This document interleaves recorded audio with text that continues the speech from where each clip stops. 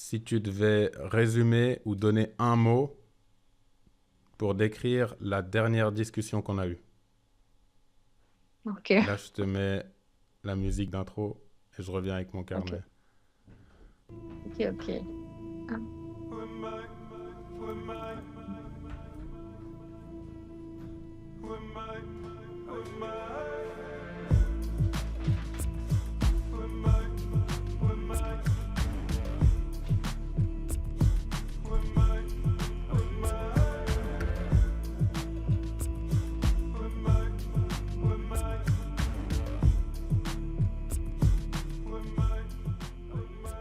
T'as trouvé? ouais, c'est plus une expression, pas un mot, mais c'est un peu prise de conscience. Ok. Parce que c'est la première fois que je faisais cet exercice-là, de d'avoir une discussion un peu profonde sur des sujets hyper importants, euh, comme ceux qu'on a évoqués, et que ce soit en Mhm. même temps enregistré, et du coup de pouvoir se réécouter. Hmm, ouais. Et donc d'un côté, il y a un truc un peu de tu t'écoutes parler, t'es en mode bon, mon nombril il n'est pas non plus le centre du monde, on redescend un peu. Donc c'était un peu aussi la Et première fois que en tu même t'entendais? ouais. Enfin, du coup, il y avait eu le matin même, si tu te rappelles, où L'émission j'avais radio. un peu réécouté mon émission radio Mhm. et où il y avait eu une première prise de conscience de les mots ont tellement d'importance parce que quand tu te réécoutes, tu te dis, j'ai dit ça comme bêtise et peut-être que pour certains, alors je suis un peu matrixée par les réseaux sociaux, je pense, et par ces personnes qui souvent sont issues de minorités et qui vont réagir à des vidéos Mhm. de personnes qui parlent d'un sujet et qui, clairement, de A à Z, vont se offusquer. Non pas que c'est pas justifié, mais des fois, je me dis que c'est un peu trop, tu vois, comme si on Un n'avait peu pas le trop. droit à l'erreur humaine. Ben, parfois, les personnes qui réagissent comme ça, je me dis, elles laissent pas l'opportunité de... Je pense que la personne, elle s'est peut-être parfois juste mal exprimée, elle n'a pas employé le bon vocabulaire. Mhm. Bon, il faut en avoir conscience, tu vois, c'est pour ça que moi, je pense que pendant toute enfin, la discussion, j'avais un peu parlé de ça, j'avais l'impression de réfléchir aux mots que j'employais, quoi. Mhm. Mais c'est vrai que je suis un peu matrixée par ce truc de tout ce que tu dis sur Internet va être repris, va être déformé. Tu peux prendre un extrait du truc et ça ne va plus vouloir rien dire. Mhm.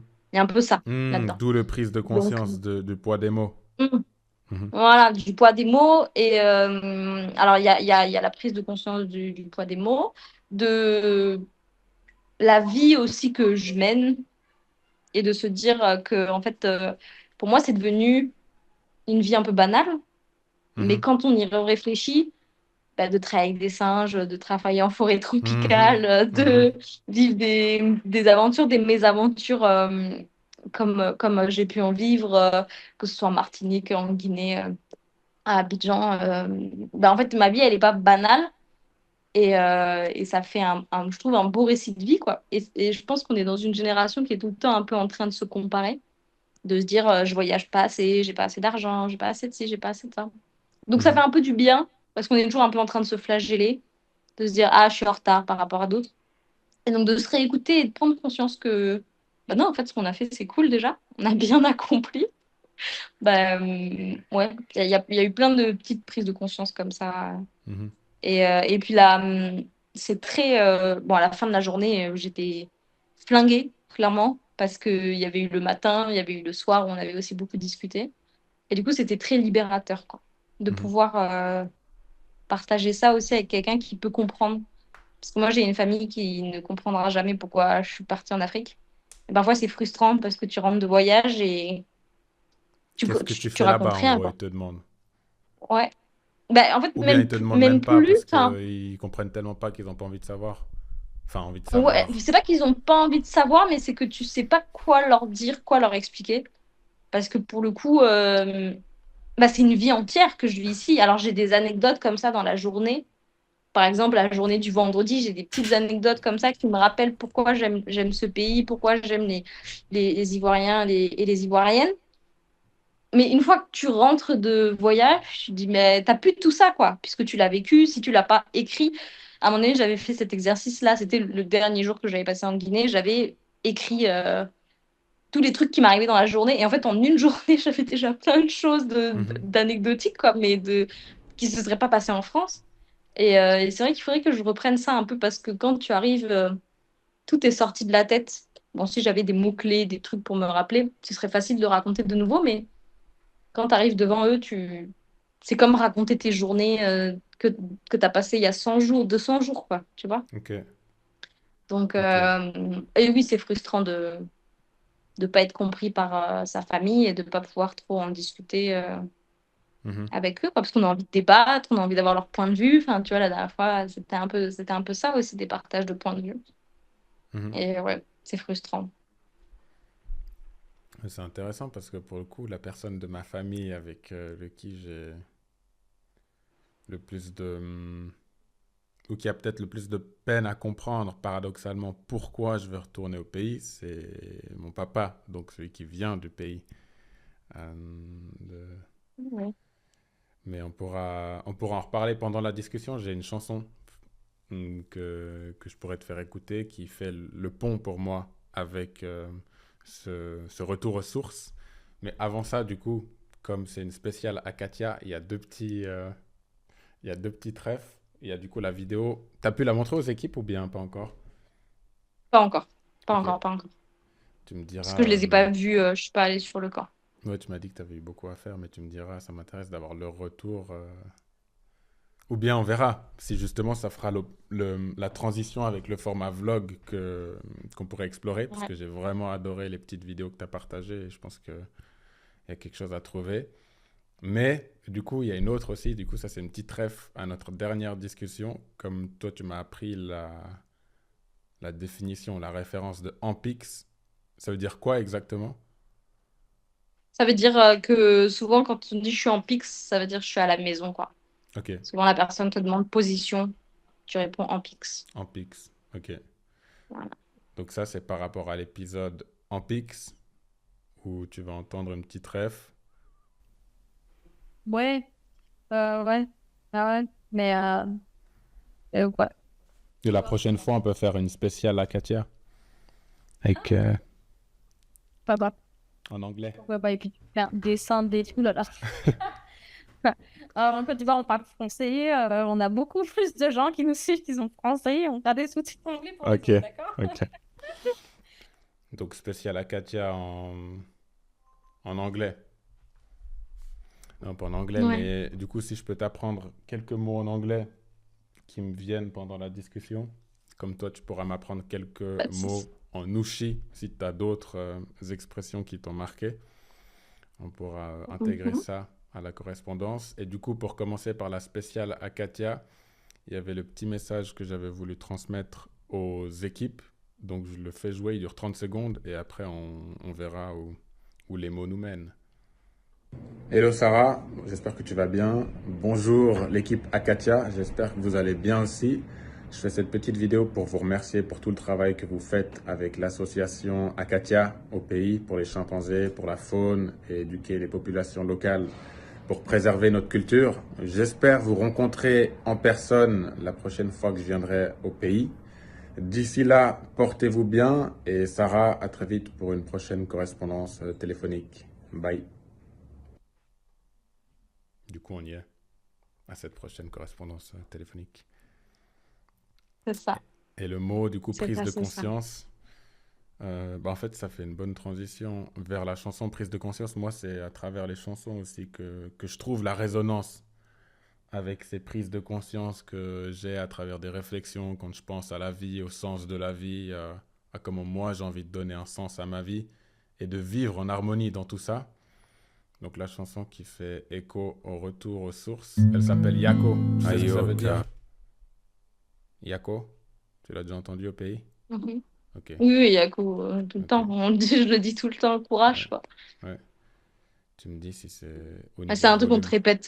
Bah, moi, par exemple, quand je me suis fait mordre, c'est un truc qu'on m'a. À Mhm, l'hôpital, j'ai entendu que ça, quoi. mhm. Yako, Yako, Yako. Parce Bah, qu'ils j'ai ont. fait des recherches Je trouve qu'il y a étymologiques. un. Vas-y. Ouais. Non, non, c'était juste pour dire, en Nouchi, en tout cas, il y a un vocabulaire du coup assez restreint pour tout ce qui est émotion, etc. Donc, en fait, bon, bah, Yako, ça veut dire beaucoup de Mhm. choses. c'est le courage, quoi. Mhm. Et j'ai fait des recherches étymologiques et ça veut dire la douleur s'en va. Donc c'est ce que tu dis bah, typiquement à l'hôpital ou quand tu présentes tes Ouais. condoléances à des personnes. Donc, et c'est le premier mot que j'ai appris au pays en étant petit aussi. Donc bah, il m'a marqué parce que c'est le premier ou le seul mot que je connaissais pendant longtemps et qui a Ouais. inspiré du coup cette Ouais, tu vois, chanson. c'est un mot assez. Ça peut aller. C'est pour ça que je parle de vocabulaire assez réduit, parce que ça peut aller pour une rupture amoureuse, pour une blessure physique, pour Mhm, une blessure tout, quoi, tu vois. mhm, Un mhm, décès, n'importe. mhm, mhm. Ayoka, mes ancêtres me demandent Ekoba. Je réponds à l'appel à mes Ekova. J'écoute leurs conseils qui viennent de l'au-delà. J'entends Yako et la douleur s'en va. Une vie, un cœur, un esprit, une voix, un destin, l'harmonie. Yako, Yako, Yako, Yako, Yako, Yako, Yako. Ancêtres, vous vivez à travers moi. Ma vie est un hommage, mon honneur être le digne, reflet de votre image. Vous m'avez bercé d'amour et de sagesse, je transmets votre héritage, je vous en fais la promesse, je dis Yako, Yako, Yako, Yako, Yako, Yako, Yako, Yako.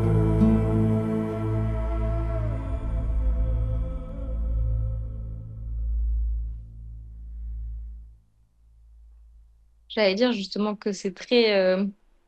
Bon, déjà, comme j'ai dit tout à l'heure, l'axe ivoirien, même le nushi, a quelque chose parfois d'assez poétique, quoi. Et Mhm. justement, j'allais dire, Yako, ça fait partie de ces mots, je trouve, qui sont très. Je sais pas, qui peuvent prendre rapidement un rythme intéressant à Ouais, mettre selon le en poésie, tout contexte. ça, quoi. Mhm, mhm, ouais. Ouais. Ouais. Et en plus de ça, du coup, la musique est hyper intéressante quand on sait que c'est le premier mot qui t'a un peu marqué et touché au pays, quoi. Mhm, C'est vrai qu'il a tellement de signification. Enfin, on en perd parfois un peu le sens. Et du coup, je suis hyper contente que tu m'aies appris ça aujourd'hui, parce que bah, on se le dit à tout va. Et en même temps, il parle de la douleur, quoi. mhm, Donc, c'est très poétique. mhm. Toi, c'était quoi le premier mot que tu as appris au pays? Je crois que j'avais dit la dernière fois, c'était chap chap, Chap chap. Parce que j'ai rapide, quoi. fait Voilà. d'autres recherches étymologiques Ok. et j'ai cherché du coup la signification du nom Akatia. Et les définitions, comme je réfléchis la plupart du temps en anglais, elles sont sorties en anglais, donc tu me diras ce que tu comprends. Et ça fera la transition avec les refs en anglais. But the name Akatia creates the urge to be self-expressive and philosophical, but we point out that it limits its self-expression and friendly congeniality, creating loneliness. C'était une des toutes premières définitions que j'ai trouvées. Alors, je pense que ça n'a rien à voir. Juste, c'est même pas du nushi ou quoi. Akatia, c'est du baoulé. Ok, Et ça veut dire chimpanzé. c'est tout? Donc, pour moi, ils sont. Ok, Ça veut dire juste ils sont chimpanzé allés en chercher baoulé. ailleurs. Quelque chose comme ça, je crois. Ouais, ouais, non, non. Donc, certains sont pas tout à fait d'accord. Certains disent que ça veut dire petit singe. Mhm, Mais nous, il me semble que c'est baoulé, hein. Si c'est pas baoulé, non, c'est baoulé de toute façon. Donc, non, non, ça veut juste dire chimpanzé. On n'est mhm. pas allé chercher très loin. Ok, Mais alors, cette définition qu'ils donnent, ils sont allés la trouver où? Est-ce qu'il je y sais a pas. autre chose qui s'appelle Akacha dans ce monde? Je ferai plus de recherches du coup pour la prochaine fois, pour voir Ouais. si ça puise l'inspiration ailleurs. Mhm. Mais prise de conscience, c'est plein de choses. Mais comme on voulait quand même faire une spéciale Akatia, hmm, si tu pouvais un peu raconter un peu plus que ton arrivée, ta rencontre avec... c'était Hakim, Ouais. ta rencontre Hakim. On va plonger du coup avec Ouais. le mot ou les mots que tu as utilisés pour décrire la première discussion qu'on avait eue, prise de conscience. Tu dirais que c'est quoi les choses dont tu as le plus pris conscience en arrivant à Katia? Et du coup, Et en du Côte d'Ivoire. coup, en Côte d'Ivoire, et du coup, le En Côte d'Ivoire. parallèle que ça a créé avec, avec la vie que tu avais en France, avec le fait que ta famille ou tes amis ont parfois de la peine à comprendre. C'est quoi les valeurs Akatia que tu as l'impression que tu aimerais, ou que tu aimerais pouvoir traduire ou transmettre aux gens qui sont en France, par exemple? Ouais. Euh, les valeurs d'Akatia, c'est nécessairement celles de la Côte d'Ivoire pour moi. Elles sont indissociables. En tout cas, c'est celles qu'on essaye de prôner aussi, je pense. Mhm, Euh, mais par exemple, c'est la solidarité. Ce que j'aime dans ce pays est le travail en ONG, mhm, dans une petite asso. C'est le fait qu'on soit assez solidaire, que on a chacun un rôle qui est défini, mais on sait aussi qu'on peut un peu empiéter sur celui des autres avec son accord. Je veux dire, si par exemple la personne se sent débordée dans ses missions, etc. Je sais que c'est ce que j'aime déjà dans ce pays parce que mine de rien, bah, quand tu pars de la France, t'es un peu dans une optique très individualiste. Enfin, je pense que j'en avais parlé la dernière fois par rapport à mon voyage en Guinée, la générosité, la solidarité. J'avais parlé déjà de ce que j'avais vécu en Guinée forestière, des cadeaux que parfois on avait pu me faire de manière désintéressée.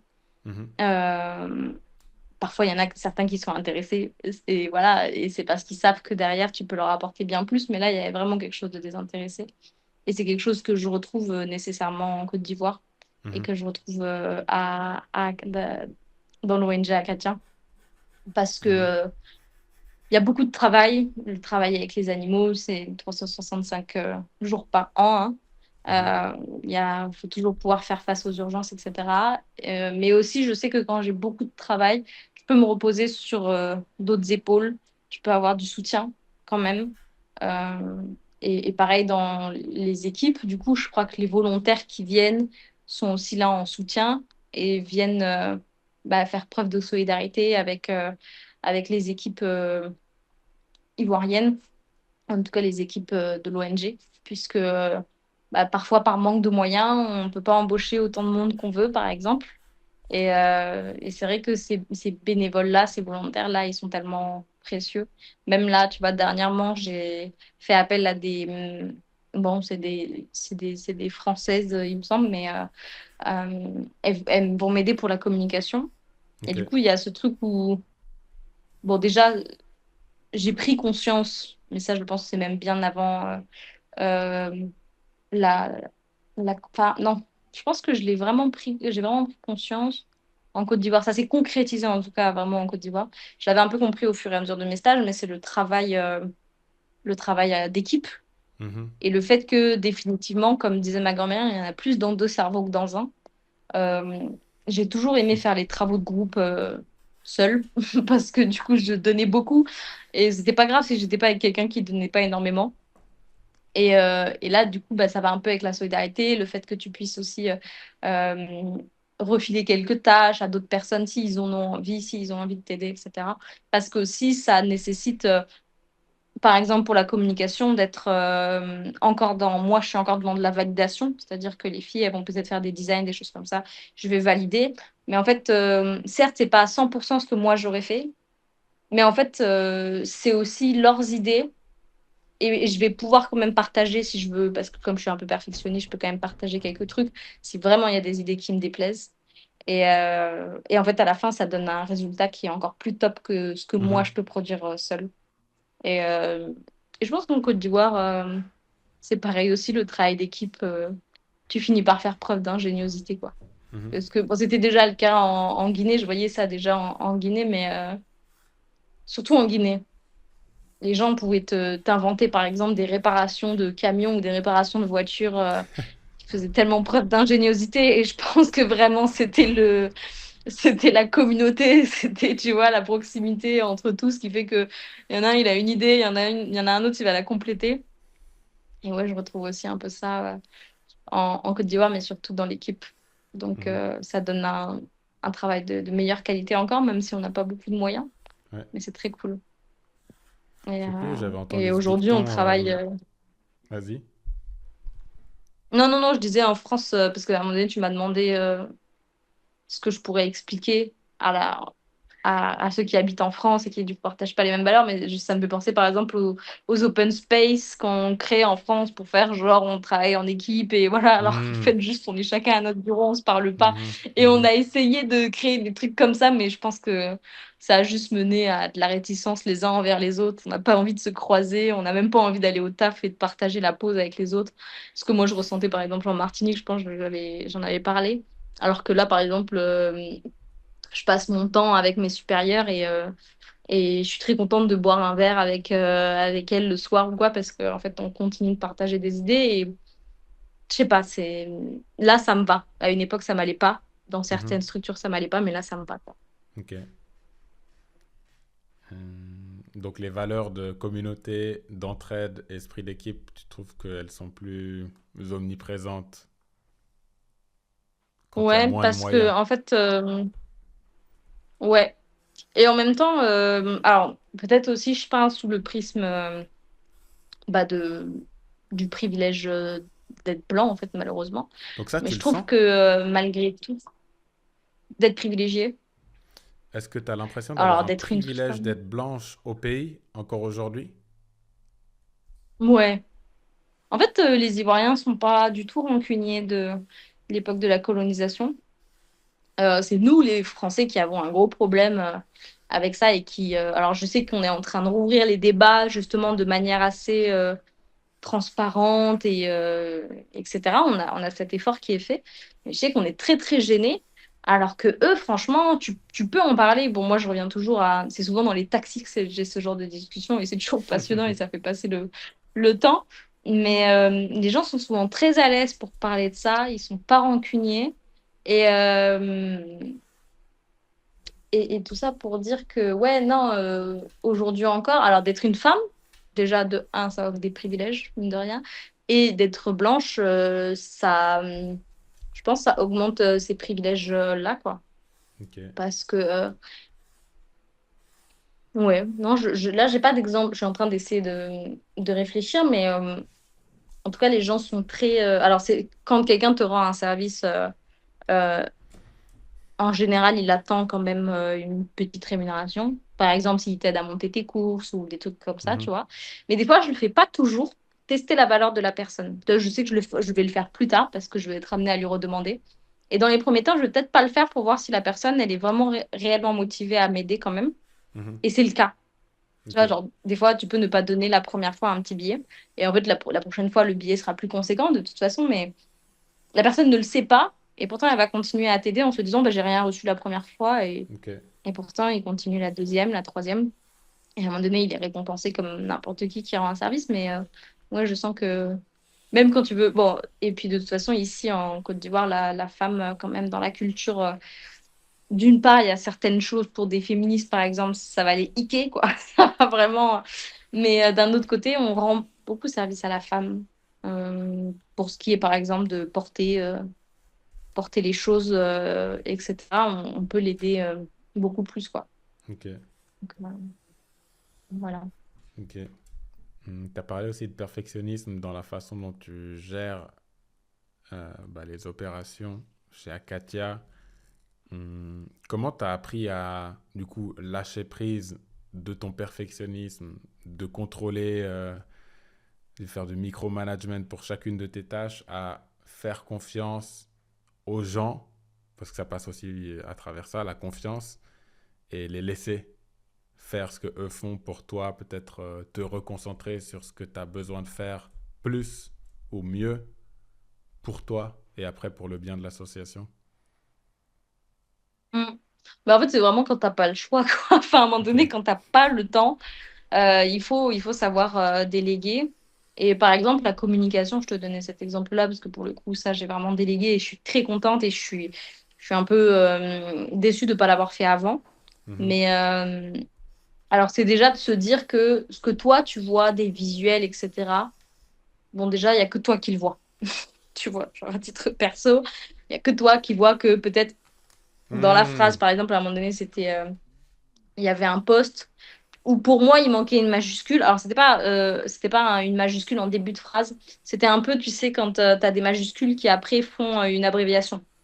Ok. Et pour moi, là, il manquait une majuscule à un début de mot qui après était abrégé en quelques lettres. Et je me suis dit, et donc mon perfectionnisme, sur le coup, s'est mis un peu en alerte, en mode, il faut le dire, il faut que ça change, tu vois. Bon, ça prend 2 secondes à changer, il n'y a pas de souci. Et en même temps, après, je me suis recalmée, je me suis dit, oui, non, bon, vraiment, genre là, il n'y a personne qui le Ouais. verra, quoi. Tu vois, Ouais. ça me hic un peu, Mhm. mais il n'y a personne qui le verra, il n'y a personne qui fera la différence. Et alors, si vraiment le contenu, enfin, pour parler de la communication, on fait vraiment du contenu qui doit être assez bien contrôlé, notamment quand on parle des animaux, parce qu'il faut pas, enfin, le message peut être tellement mal interprété selon ce que tu mets comme image, selon ce que tu mets comme texte, etc. Mhm. Donc, il faut quand même faire hyper gaffe. Et il y a toujours cet œil-là. Mais là, par exemple, on était vraiment sur un détail et je me suis dit, non, là, vraiment, genre, délègue, ça va aller. Tu vas Après, je bien donne des dormir, petits ouais. conseils du coup au fur et à mesure, mais parce que j'ai pas envie aussi d'être dans ce truc où tout le temps tu es en train de faire une réflexion et à la fin la personne a l'impression d'aider, mais qu'elle fait jamais bien les choses. Enfin, moi, en tout Mhm. cas, je finirais par le prendre un peu comme ça, tu vois. Donc, Mhm. j'essaye aussi d'être toujours dans la reconnaissance. Merci les filles pour ce que vous faites et tout. Mhm. Donc voilà. Et tu penses que ça devient d'où? Le perfectionnisme, Ouais. hmm, je sais pas, hein. Parce que J'ai toujours pour... été très studieuse. Toujours été très studieuse. En fait, tout devait être parfait pour. À l'origine, je pense que j'ai commencé à vraiment bien travailler quand j'ai vu ma maman malheureuse à la maison. Ok. Et pour moi, la seule chose qui pouvait la rendre heureuse, c'était mes bonnes notes. Ok. Et c'était pas le cas, je veux dire, dans le sens où vraiment c'était la seule chose qui la rendait heureuse, mais je la voyais heureuse à chaque fois que je ramenais une bonne note et la fierté, quoi. Ok. Donc je pense que ça vient du fait que toute ta vie, tu te matrixes un peu à avoir du parfait. Et du coup, après, ça te reste et dans ta vie, bah, tu peux pas toujours être parfait, tu peux pas avoir un parcours toujours parfait, etc. Une déco toujours bien faite, toujours avec les belles couleurs, les machins qui vont bien ensemble. Enfin, tu vois, ça peut pas être tout le temps parfait, mais je pense que ça vient de mon enfance, ouais. Ok. Non, ouais. Et après, ça fait la qualité d'un travail. Je trouve que quand même, c'est du détail. Et moi, je sais l'importance des détails qu'on néglige parfois. Donc, donc c'est pour ça, mais j'essaye de désapprendre. On parlait la dernière fois un peu de l'art désordonné. Mhm. Euh, et du coup, j'essaye de lâcher prise aussi. Je pense qu'en Côte d'Ivoire, notamment, il y a un lieu que j'aime beaucoup qui s'appelle le Bushman Café. Et quand tu viendras en Côte d'Ivoire, je te recommande d'aller là-bas au vu de ton univers. Mhm. Mais c'est complètement loufoque en termes de décoration. Tu te dis, mais comment il a pu y réfléchir comme ça, le gars, à mettre tel objet à côté de tel tableau, à côté de tel truc. Et en fait, à la fin, ça donne un lieu qui est tellement magnifique, qui est chargé d'histoire. Et t'en oublies qu'en fait, ce masque, peut-être ce passeport africain, bah, il est à côté d'un tableau un peu art contemporain, j'en sais rien, tu vois, mais t'en oublies en fait un peu ce désordre-là. Et juste essaye de voir la beauté, quoi, Mhm. dans chaque pièce. Ok. Bushman Café. Ouais, il est vraiment beau ce lieu.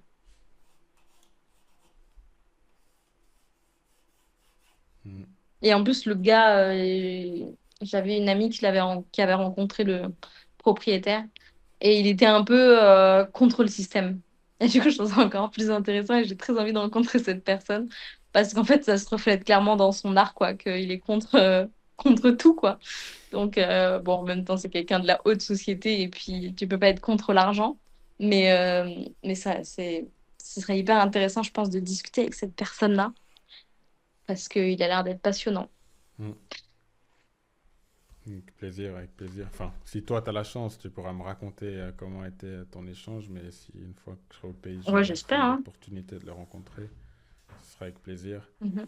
Ah bah, j'habite Euh, pas loin de ce lieu en plus, donc il va falloir que je m'y rende un peu plus souvent, ok. que j'aille zioter s'il y a pas. On m'a donné un tips, on m'a dit il est toujours assis dans le coin lecture à une certaine heure.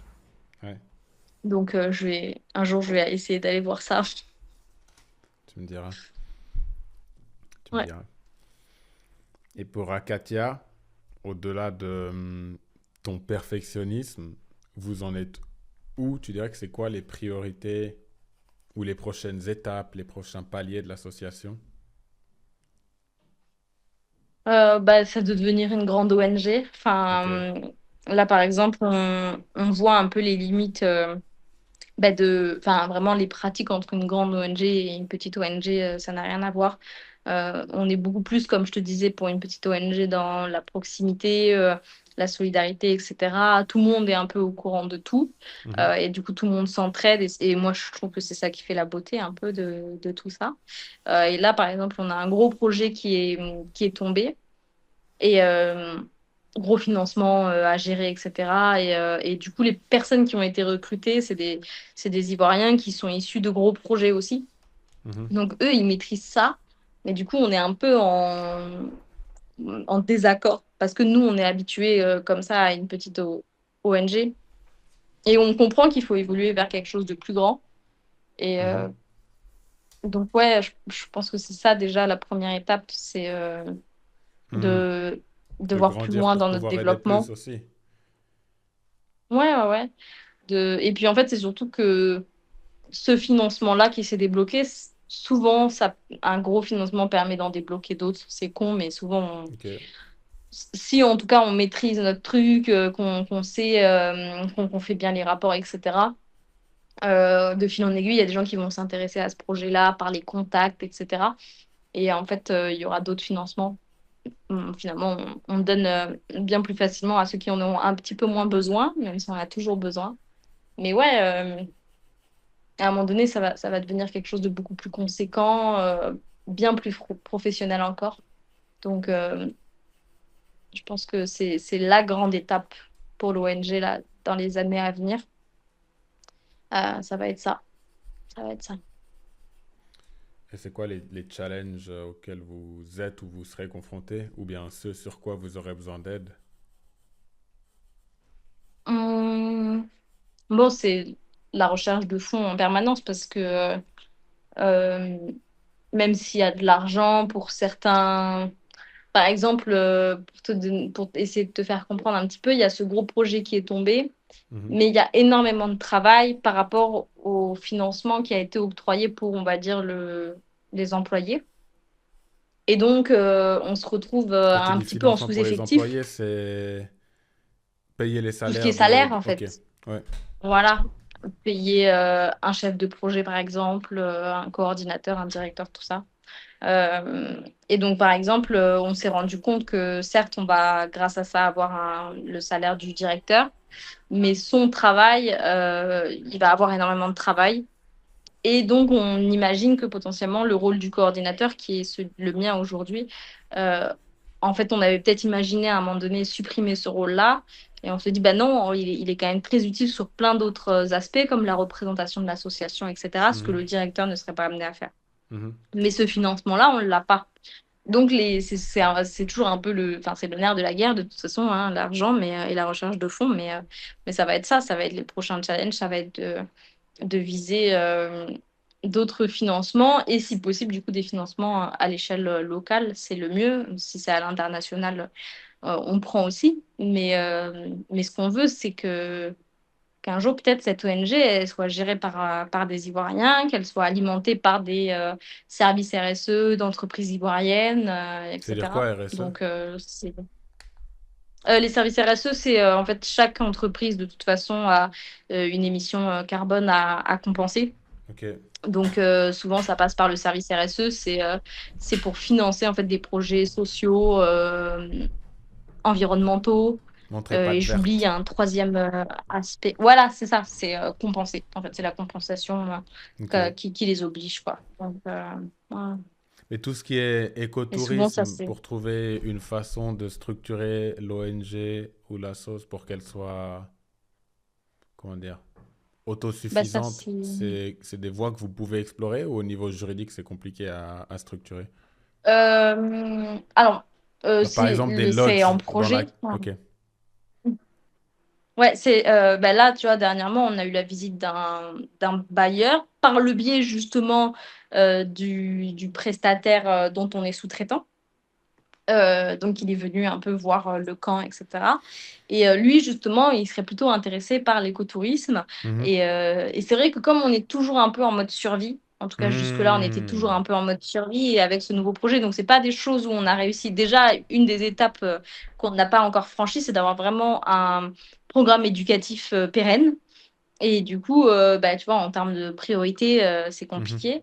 Mais quand on aura justement tous ces financements-là, bah, on pourra se permettre d'avoir un projet écotouristique. Et bien sûr que c'est le bienvenu, puisque alors ce sera pas pour nous, pour le coup. Là, c'est pas pour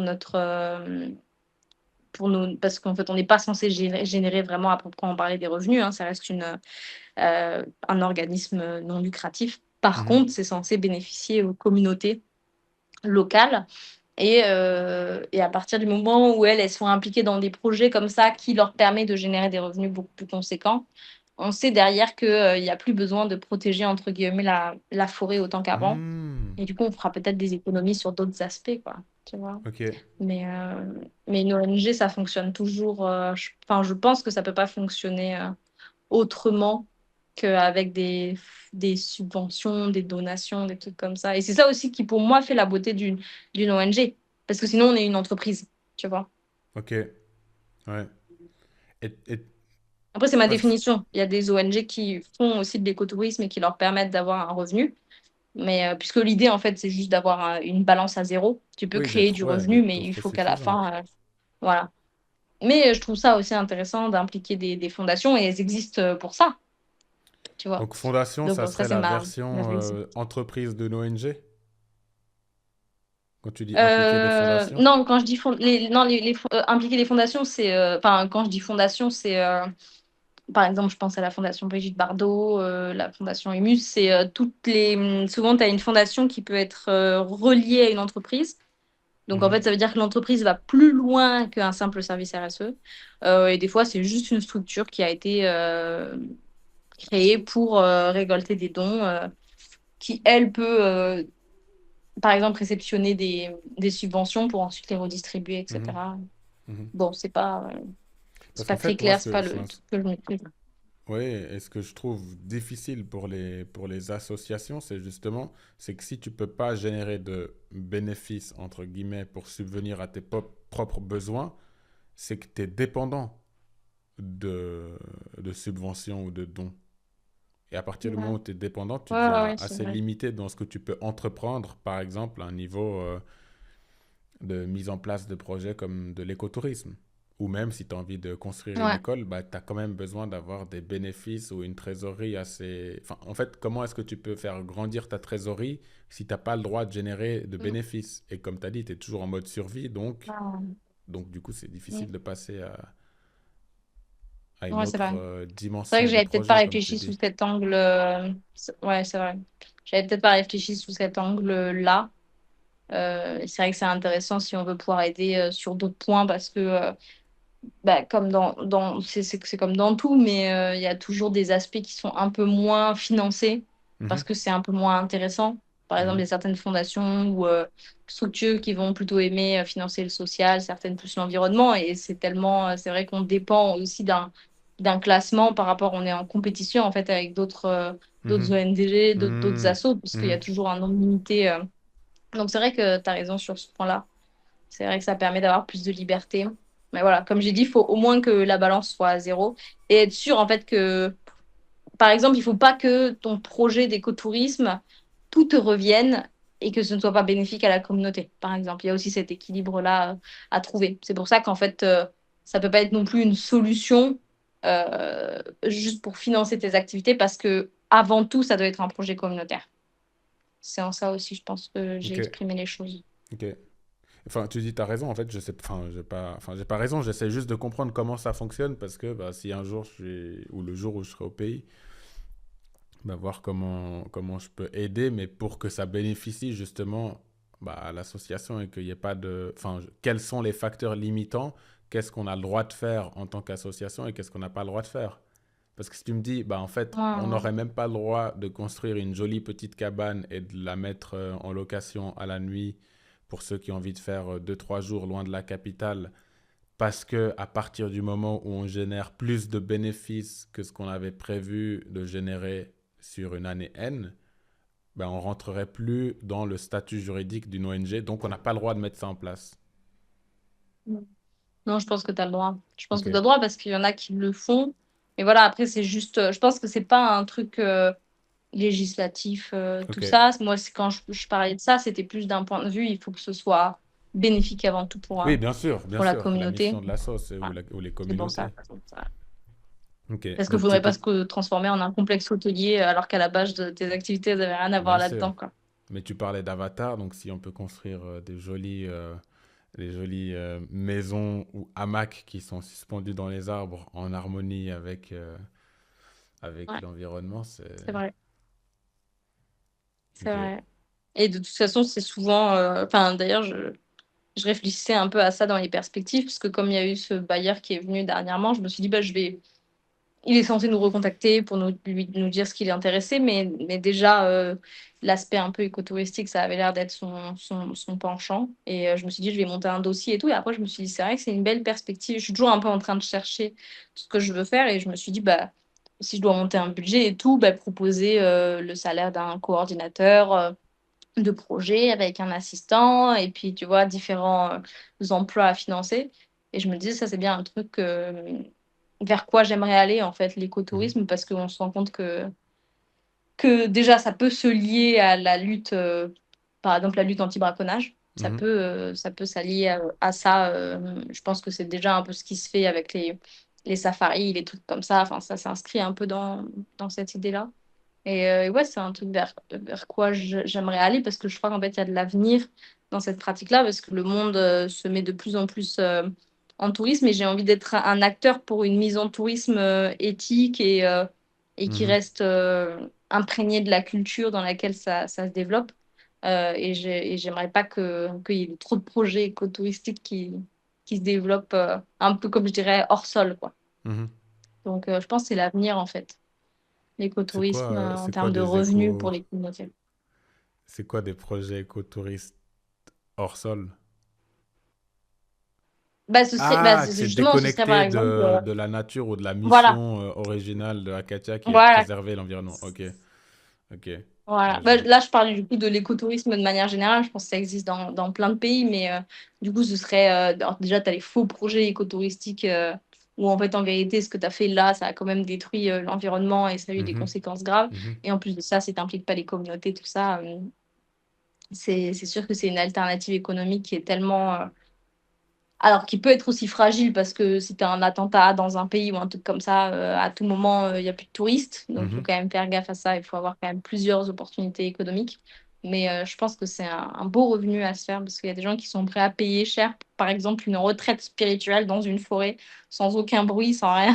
Mhm. Donc, bon, à Mais voir. typiquement, par exemple, moi, les premières choses qui me viennent en tête, parce que j'ai fait un stage euh, dans une assoce qui s'appelle Terre, Paille et Compagnie, où tu fais des constructions en terre, en paille. Et dans l'idée, c'était d'apprendre un petit peu les techniques de construction naturelle, dans l'idée de retourner au pays et de voir comment nos ancêtres faisaient leur construction avec la terre. Et typiquement, ça, c'est des compétences qui sont présentes dans les villages que vous sensibilisez. Enfin, j'imagine, parce que je ne sais pas comment ils vivent dans la forêt, mais j'imagine que c'est des compétences techniques qui sont présentes dans les villages que vous sensibilisez justement au braconnage et à la préservation de la faune et au respect de l'environnement.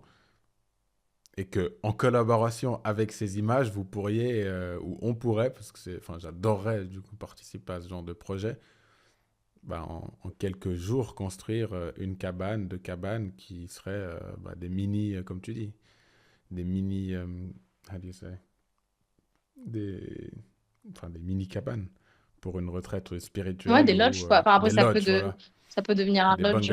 Ah, bungalows. bien sûr. Mm. Et que Non, bien sûr pour ce qu'il genre faut de que. projet, enfin, je ne sais pas du coup quel matériau on a besoin ou de combien de ressources on a besoin pour construire une cabane ou deux,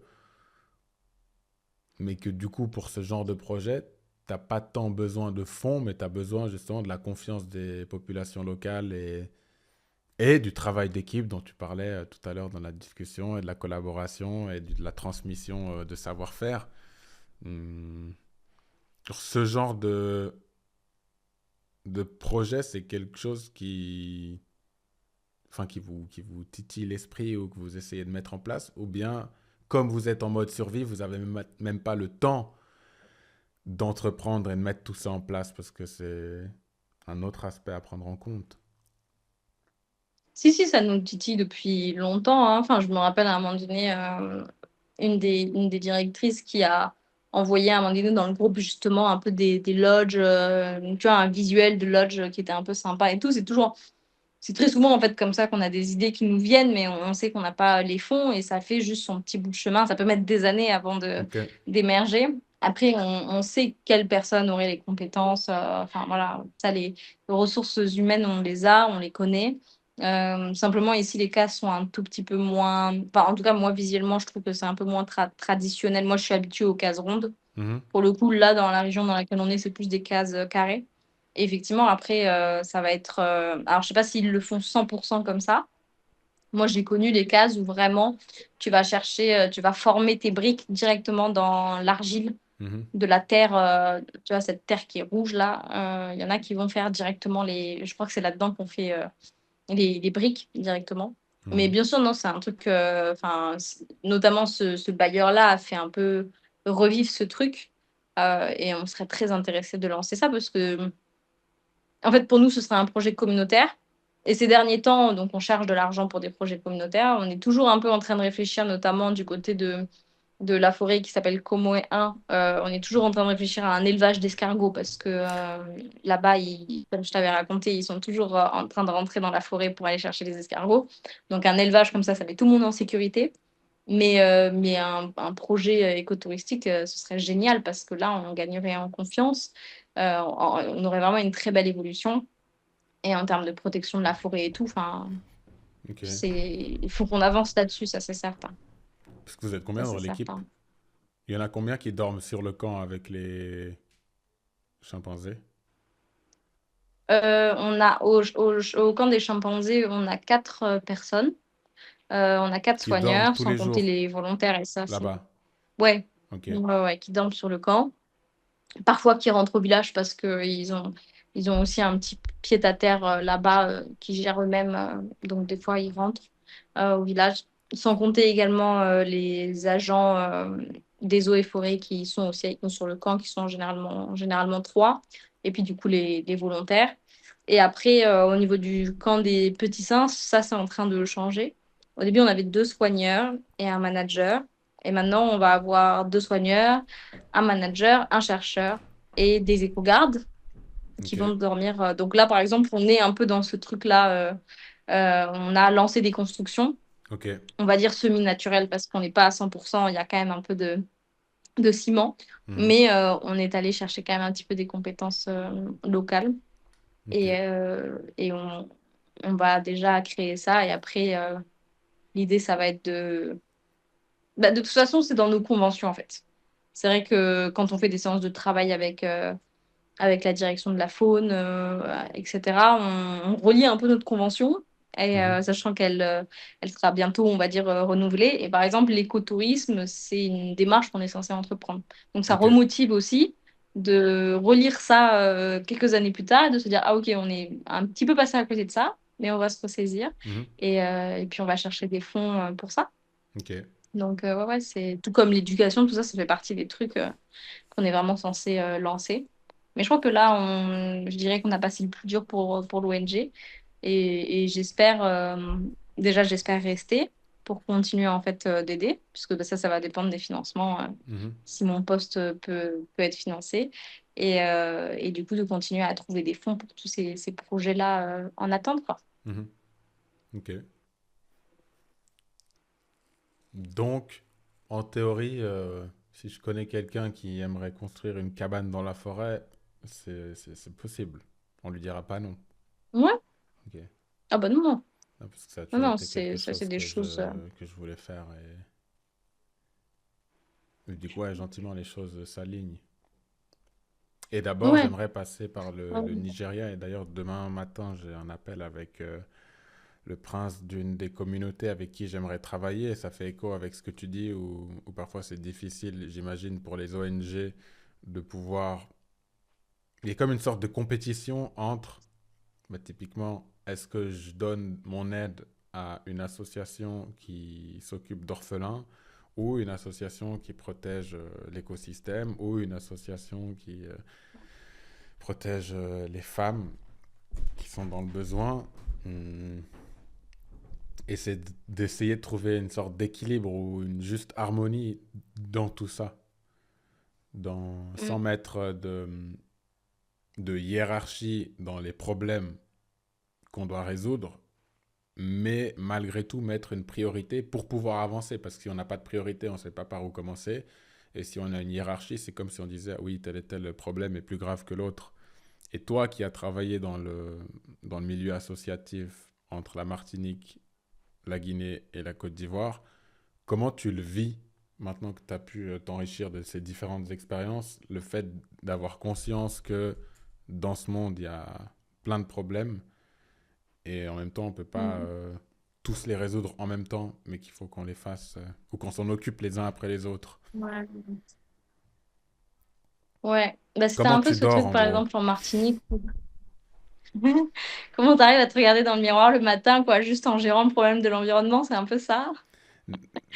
Euh, Enfin, si on devait Autrement, avoir une approche avec l'humour, c'est presque ça. Pas dans le sens où c'est vraiment ouais, une non, question que je te pose directement, mais non, non, je bah, vois. typiquement, je sais pas si je t'en avais parlé, mais d'aller jouer au hockey sur glace et le lendemain appeler quelqu'un qui est au Nigeria qui a 18 orphelins sur les bras et une communauté qui se fait exproprier parce que le gouvernement a envie de faire un projet immobilier là où ils vivent depuis presque 100 ans, ça met le fossé social et culturel qui crée une sorte de zone de confort pour tous ceux qui sont nés du bon côté de la terre, comme dit mon papa. Je l'ai pas, enfin, je l'ai dans la face en gros. Et pour le coup, c'est aussi Ouais. pour ça que j'ai le besoin de Euh, revenir aux sources et d'être proche des communautés que j'ai envie d'aider. Pas juste de savoir, ah oui, mais ça a toujours été comme ça et en Afrique, les gens ils sont pauvres. Non, non, non. Ils ont juste pas les moyens ou les opportunités. Et si on leur donne juste un coup de pouce ou une perspective à tout ce qui est possible d'être fait sur le continent, bah, ils s'en sortiront probablement mieux que nous parce que c'est une terre d'abondance où il n'y a pas d'hiver. Donc de la nourriture, tu en as tout le temps. ouais.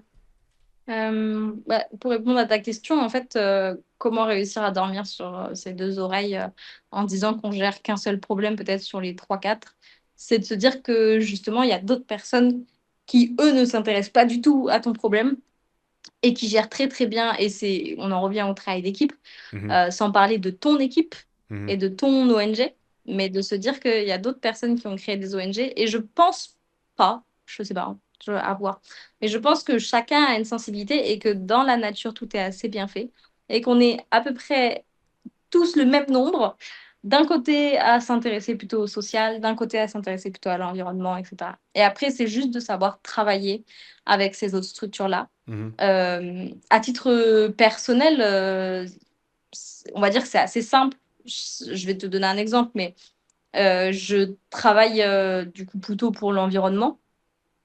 Comme je t'ai dit, hein, ces questions sociales, elles me touchent, mais je n'envisage pas de travailler là-dedans.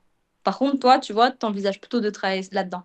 Par contre, à titre personnel, ben, quand j'ai pu exposer les produits de l'ONG dans un marché de Noël, on était Mhm. plutôt du côté du coup, des assos des ONG. Mhm. Et à côté de moi, il y avait d'autres ONG, soit sur le même sujet, soit sur d'autres sujets. Et juste à côté, il y avait une femme qui était issue d'une association que tu regarderas sur Internet, mais qui s'appelle Stop Chat Noir. Stop au chat noir. Le chat noir en Côte d'Ivoire, c'est le viol. C'est en Mhm. fait la pratique de se glisser dans la chambre le soir Mhm. pour aller faire des attouchements ou quoi. Et donc, c'est Mhm. une association qui aide les femmes issues des, enfin, victimes de violences, Mhm. souvent de leur mari ou de leur famille, Ces femmes-là, elles sont extraites de ce milieu-là et elles vont apprendre notamment pour cette association-là la couture pour essayer de Mhm. s'insérer dans la société, etc. Mhm. Donc, par exemple, à titre perso, je l'ai en face des yeux là, mais elle vendait des sacs magnifiques qui, Ah, tu pour l'as moi, là? auraient été vendus une somme exorbitant. Il est là, attends, je vais le chercher. Faire un Parce que happening je suis là. très fière de cet achat. Ah, pardon, mais. Donc, je vois ces sacs et c'était vraiment un marché de Noël avec beaucoup d'expats, etc. Et franchement, je sais qu'il y a l'argent en Côte d'Ivoire, mais des fois, il y en a, ils abusent. Et je vois ce sac et je me dis, elle va me dire qu'il coûte une blinde. Donc, il ressemble à ça. Ok, attends, je vais Donc, mettre. enfin, il est très, très bien fait. Remontre. Alors, il est comme ça. Ok. Merde. C'est pas- Ouais, ouais, ouais. Et, euh, et je l'adore, c'est le mien. Et du coup, je lui demande le prix et elle me dit 10 000. Donc, ça fait un peu plus de 10 euros, ça fait du 15 euros à peu près. Ah ouais, Et je la ok. regarde et pour moi, j'étais au marché de Noël, enfin, tous les prix étaient un sac comme ça, certains te l'auraient vendu 30 ou 40 000. Hein. Mhm. Soit disant parce que c'est de l'artisanat, mais en fait, c'est parce qu'ils sont surtout blancs de peau et que voilà, ils ont besoin de maintenir leur mode de vie, tu vois. Ok. Bref, donc je la regarde et j'avais même envie presque de lui donner plus. Bon, je lui ai quand même parce que bon, je me suis dit, j'hésitais à lui en acheter d'autres et finalement, au fur et à mesure de la journée, ils sont partis et j'étais un peu déçue. Mais sinon, je pense que j'ai pris son numéro et je vais Ok. lui en acheter d'autres. Je vais lui passer des commandes et même, je pense que ma directrice a vu ça et je pense qu'on va les faire venir en France aussi. Parce que Mhm. eux, ils exportent pas en France, mais nous, on peut revendre un tout petit peu plus cher, mais du coup, leur acheter beaucoup plus de sacs. Bon, bref. Ok. Tout ça pour dire que j'ai trouvé ce sac magnifique et son travail incroyable. Et du coup, l'histoire de l'ONG, de l'association, fait que ça avait d'autant plus de valeur, quoi. Mhm. Donc, à titre perso, j'ai pu avoir ce petit. Déjà m'informer sur ce qu'était que le chat noir. Parce que pour le coup, même les Ivoiriens ne sont pas toujours au courant et de faire cette petite BA, on va dire, à mon échelle, plutôt que d'aller acheter peut-être à une fille qui va faire la même chose, mais elle est blanche, elle n'a pas de problème, c'est juste une expat qui a suivi son mari, etc., sans dire que ces gens-là n'ont pas de problème, mais en tout cas, de donner l'argent à une cause qui, pour moi, en vaut beaucoup plus qu'une autre. Et après, pour ce même marché de Noël, en fait, on a vendu nos produits et c'était le marché de Noël d'une association qui est là pour l'alphabétisation des femmes, il me semble. Ça s'appelle l'AIFCI. Ok. Et c'est vraiment pour aider les jeunes filles, etc., dans la vie. Donc, pareil, un peu la même démarche. Et le fait de participer à ce marché de Noël, ça nécessitait de payer un peu pour le stand et on avait aussi un pourcentage qui était pris sur les articles. Donc c'est vrai que nous, déjà, on essaye de s'en sortir en vendant des produits, etc. Mais on le fait, quoi. On participe. Alors, c'est vrai que d'un côté, ça nous offre de la visibilité. Mais moi, au fond, je sais aussi que si j'y participe et si j'y mets autant d'énergie, bah, c'est aussi parce que je sais que ça va aider cette association-là. Mhm. Donc, on dort très facilement sur ses deux oreilles parce que, de un, on peut pas être partout, et on le sait. Et de Mhm. deux, parce que c'est quand même possible d'avoir des micro-actions. Et je crois que toutes les micro-actions cumulées finiront par donner un truc très très grand et très Mhm. très beau. Mhm. Et du coup, ça rejoint le projet dont je t'ai parlé, de faire comme une sorte de fonds d'investissement aux structures qui permet à chacune de ces associations de pouvoir se reposer sur un réseau plutôt que d'être seul dans son coin à mener sa petite bataille, son petit combat. Et dans la perspective de l'évolution de ces correspondances, tu aurais le contact de ces personnes-là parce que ça m'intéresserait beaucoup et puis ça pourrait donner une dynamique aussi sympa si elles seraient intéressées de La, se la joindre à fille nous. qui a créé par exemple le sac, Par exemple, ouais. ouais, j'ai Ok. ça. J'avais gardé ça, il faut que je retrouve ça. J'ai aussi le contact d'une dame, c'était dans le cadre d'une fondation plus globale. Je me rappelle plus le nom de la fondation, mais elle, je connais le nom de sa marque. C'est un peu pareil, c'est un autre exemple, mais du coup, c'est en soutien aux agriculteurs, à la culture d'arachide en fait, puisqu'il y a énormément pas d'arachide, de cajou, Ok. puisqu'il y a beaucoup de pommes de cajou, et elle est mal valorisée. Ok. cette pomme de cajou, parce qu'en fait, tu peux faire plein de trucs avec, Mhm. autre que juste extraire la noix de cajou. Et par exemple, cette dame-là, elle faisait donc tout ce qui est noix de cajou aromatisée, beurre de cajou, etc. Et elle faisait aussi tout ce qui est vinaigre de pommes de cajou. Elle faisait des liqueurs, des trucs comme ça. Elle faisait vraiment des trucs très intéressants. Donc elle, j'ai son contact aussi puisque elle habite pas très loin et je sais que je vais lui repasser des commandes de trucs que j'ai kiffé quoi. Et, Mhm. euh, et donc pareil, c'est un autre aspect, mais là c'était d'aider cette femme-là. De toute façon, il y a toujours la cause des femmes pour moi est toujours un peu dans mon cœur. Et c'est aussi les valeurs de l'ONG Akacha, mais en tout cas de soutenir ces femmes et en plus de ça, de soutenir une agriculture locale parce que moi, je crois que ce qui m'horripile le plus, c'est vraiment, déjà j'en parlais la dernière fois, mais la mondialisation, le Mhm. capitalisme. Et du coup, pour moi, ce qui va avec, c'est la perte totale de culture au sens large, à la fois culturelle et à la fois l'agriculture, etc. Mhm. Donc ouais, ça, j'ai des contacts un petit peu de ces personnes-là qui font partie d'une structure plus importante et qui après peuvent mettre en contact avec les responsables, tout ça. Mhm. Et après, on fera un grand team building au milieu de la forêt, dans les magnifiques cabanes à Katia, quand le plus beau De ouf. éco-village de Côte d'Ivoire aura été construit. C'est ça le plan? Ouais. Ouais, ouais. Bah ouais, hein, je pense qu'on peut envisager des after-work là-bas. Mhm. Ok, Ça peut être des trucs comme ça, non, bien sûr. ok. Bien sûr. Mais... Donc, chat noir, ou stop au chat noir, comment t'as dit? Stop au chat noir. Stop au chat noir. Stop au chat noir. Et l'autre, pour l'alphabétisation des femmes, elle s'appelle comment? Bah, tu pourras regarder. L'AIFCI. Ok, ok, C'est les lettres AIFCI. ok. Et après, la dernière, là, sur les cajous, c'est Ah, Elsa alphabétisation des Marx. femmes de C'est... Côte d'Ivoire, du coup. Ouais, je pense. Ouais, ouais, je crois que c'est quelque chose comme ça. Et la dernière, le nom de la fondation auquel elle appartient, je ne me rappelle pas, ça, je peux lui demander. Par contre, je crois que c'est Atiki ou quelque chose comme ça, ou Akiti. Bon, je sais que Mhm. ça commence par un A, qu'il y a deux I quelque part, il y a un K, un T. Bon. Mais, euh, Et tu les mais vois ouais. régulièrement ou bien tu les Et as voilà. croisés une ou deux fois par-ci par-là et elles C'est font pas partie des deux, trois gens que personnes. tu... Ouais. Non, ouais, c'est des personnes que j'ai juste vues une fois. Et c'est vrai que, par exemple, cette histoire de sac, c'est juste parce que je pense au... Quand je vais devoir partir et retourner en France, peut-être avec toutes mes affaires et tout, je me dis, bon, ça sert à rien de trop acheter. Mhm. Mais j'aimerais tellement la dévaliser de tous ces sacs et la revoir, etc. Pareil pour la dame des cajous, j'ai juste pas eu l'opportunité de lui Ok. repasser une commande parce que j'oublie. Mais ouais, non, c'est malheureusement pas des... Mais j'ai adoré, en fait... À chaque fois, c'était durant les marchés de Noël. Et carrément, c'est limite si je soutenais pas plus leur cause. À un moment donné, je me suis mis Mhm. au stand de la dame qui vendait des cajous et tout. Et j'alpaguais. On était vraiment à la fin de la journée. Tout le monde se faisait chier et tout. Dès qu'il y avait un gars qui passait, je disais, bon, venez goûter, machin. Parce qu'elle, pour le coup, par rapport à nous, elle avait des trucs à goûter. Et finalement, j'ai réussi à lui faire vendre des trucs au dernier Mhm. moment. Bon, Mhm. après, je redirigeais aussi un peu vers mon assaut. Il y avait un peu de l'intérêt derrière tout ça, mais j'étais quand même très contente de la mettre en avant et parce que je trouvais la cause hyper cool, quoi. Mhm. Donc, on a partagé des vrais moments, mais c'est vrai que ça s'est produit qu'une fois. Ok. Donc c'est des personnes que tu aimerais revoir, mais vous n'avez pas encore eu l'occasion Ouais, ouais, de ouais. trouver le bon Non, c'est contexte. des... Enfin, comprendre leur parcours et tout, même en tant que femme, en fait, juste pouvoir discuter. Je t'avais dit, j'aime beaucoup discuter du parcours des gens et que ça devienne un peu mes mamas, quoi. Mhm. Du coup, on a la DA Ouais, pour le prochain échange, pour le prochain appel. ouais, On ramener les tantis. ouais. Ouais.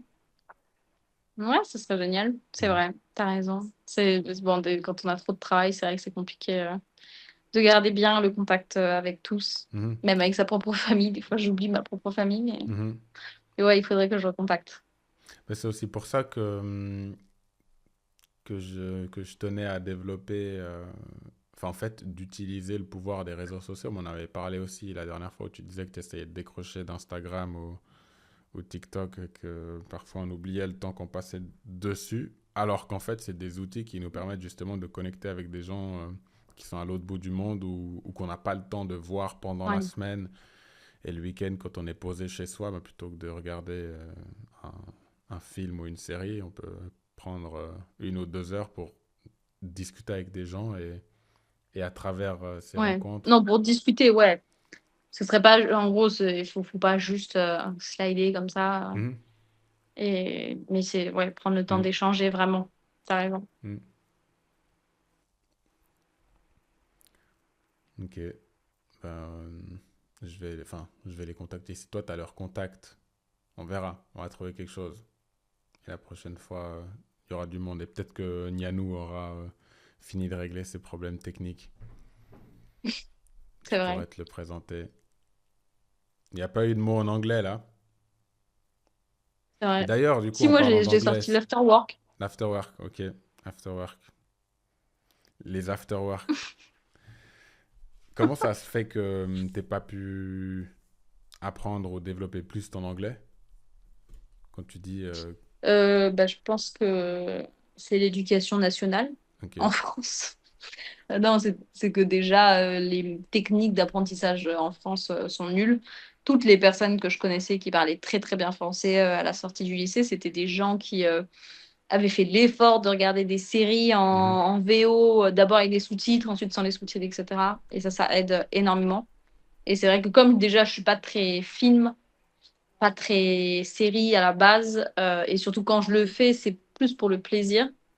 J'ai un peu du mal à je rentre pas dans le truc vraiment si je dois en plus de ça lire des sous-titres et parce que je le fais vraiment à fond sinon de vraiment chercher à écouter parce que c'est mon gros problème de lire les sous-titres, d'essayer de mhm, traduire en même temps, etc. Donc c'est juste que par manque de temps, tout ce que je regarde, c'est vraiment pour me détendre et j'ai un peu, je trouve difficilement ce temps pour, mais je sais que c'est hyper efficace de regarder des séries en VO, tout ça. mhm, Donc c'est juste que j'ai jamais pris ce temps-là. mhm. Ouais.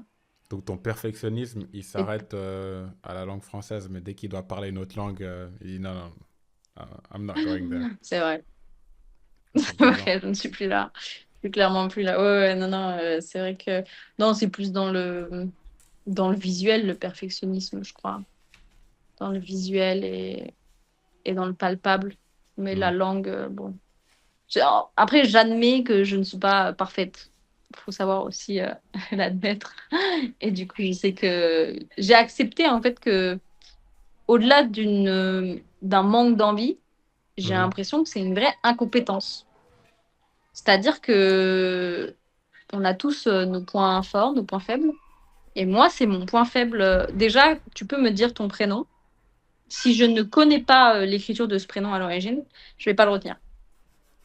Et en fait, il faut vraiment que je fasse un effort. Donc moi, j'ai une mémoire qui est plutôt visuelle, c'est-à-dire qu'il faut que je fasse l'effort ou que je te demande comment ça s'écrit pour le visualiser écrit dans ma tête, pour le ok, retenir. ok. Et donc, dans l'apprentissage des langues, ça rend la chose très compliquée parce que ça veut dire qu'il faut que tout ce qu'on me dit, il faut que je le vois écrit dans ma tête pour le comprendre. Et du coup, est-ce Donc, que quand tu es lire, en ça train de te discuter avec faciliterait pas quelqu'un, la tâche? si, mais il y a des limites à la lecture. Enfin, à un moment donné, il faut que tu écoutes. Et donc, effectivement, oui, il faudrait aussi qu'il y ait tout ce. J'avais essayé aussi, mais pareil, la lecture, pour moi, c'est un moment de détente, de déconnexion. J'avais essayé de prendre des livres un peu en anglais pour essayer de Mhm, traduire. C'est un manque de patience, clairement. ok. Mais si, si, c'est ce qu'il faudrait. Et après, quand tu es dans le train-train de la vie, etc., le trop-plein de boulot, tu penses plus, quoi. Puis tu as des outils qui te facilitent la Ouais. vie pour les trades et tout. Mhm, mhm, Donc ouais, non, c'est sûr. ok. J'ai avancé un peu. Enfin, il a évolué un peu, Ok. le dessin à Katia. T'essayes de représenter. Parce que c'est très différent du coup du premier dessin que tu avais fait avec des mots. Là, il n'y a pas de mots. Tu vois plus le mot? Tu vois pas le mot? Tu devrais quand même reconnaître. Non? C'est de haut en bas. Je peux pas Il y a t'aider un mot là? plus. Ouais, il y a un mot. Ah, Katia. Ouais, quand même. Tu vois ce que c'est ou Je suis pas? une gourdache. Bon, ma fibre artistique Tu est connais ou pas? pas non plus très développée, tu vois, là. Ouais, ouais, Katia, ouais. Hmm. Et peut-être que ça donnera quelque chose en design. Ouais, c'est vrai. Ça fera sur la porte de la cabane que je vais construire, je vais mettre les armoiries à Katia. Un truc du genre. Ouais, de ouf. Il y a quelque chose De à ouf, de faire. ouf, c'est vrai. C'est Ouais, vrai. c'est vrai. On Ça, verra c'est comment vrai. ça évolue avec le temps. Ça va pas sauter.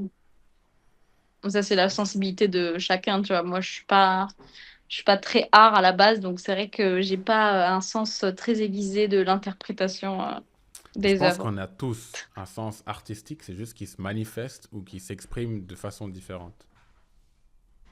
Et C'est que vrai, peut-être que, bah, typiquement, si c'est toi vrai, c'est le c'est vrai. visuel ou l'attention que tu as avec les animaux, ce sera peut-être pas la sensibilité à la langue ou à la mélodie d'une langue. Ouais. Mais bah, j'ai demandé à un de mes amis qui est dans la correspondance, on parlait anglais du coup. Pour le coup, je t'enverrai le lien tout à l'heure.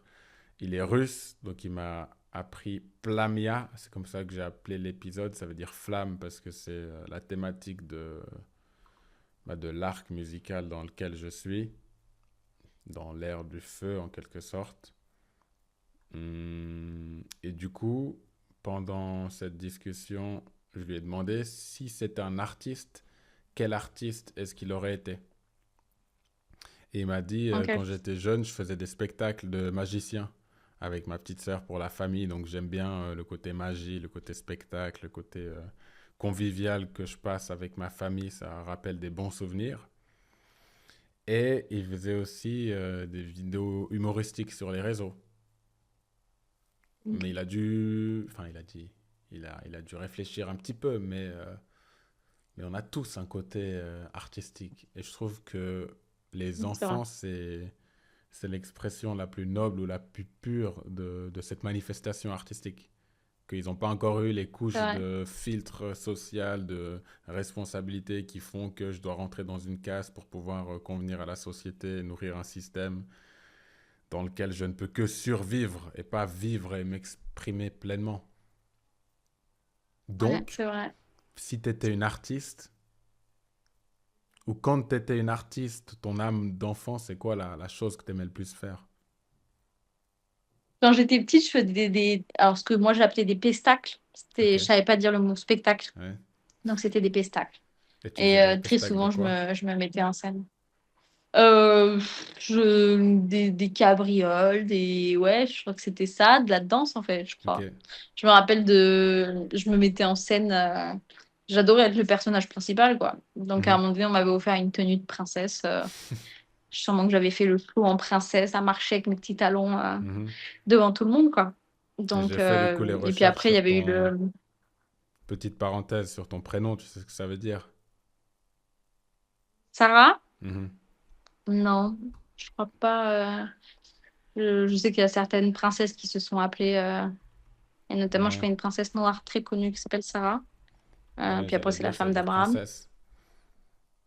Ah Qui voilà, signifie bon voilà, c'était princesse en ça. hébreu. Bon, après, sûrement Je en crois que j'étais d'autres un peu langues, mais... je crois que j'étais un peu une princesse. Ben, je me rappelle quand j'avais 6 ans. Ouais, c'était ça. Il y avait un carnaval. Et en fait, j'avais une meilleure amie qui, à l'époque, m'avait griffé le visage. Bon, meilleure amie, du coup, tout à fait relatif, mais elle était assez impulsive, quoi. Et je lui en voulais par rapport à ça, parce que j'ai eu une marque pendant très longtemps, ça avait vraiment saigné et tout. Mhm. Elle avait vraiment des longs ongles, bref. Et au moment du carnaval, il faut on nous attribue des rôles. Et en fait, moi, j'avais vraiment le meilleur rôle possible, c'est-à-dire que j'étais la princesse, quoi. Et il y avait d'autres rôles, comme le rôle de l'arbre. Donc, il y avait plusieurs enfants, par exemple, qui étaient déguisés en arbre. Ok. Et elle, c'était un arbre. Pendant que moi, j'avais le déguisement princesse. Et ça a été la plus belle des vengeances. J'ai même Mhm. pas eu besoin de faire quoi que ce soit, que la vie s'est vengée pour moi.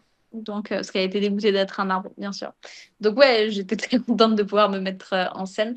Et après, j'ai eu une phase aussi où, c'est ma vision des choses, je me trouve très rigolote, on va dire. Mhm. Mais il y a vraiment des personnes qui m'ont dit qu'ils me trouvaient drôle, etc.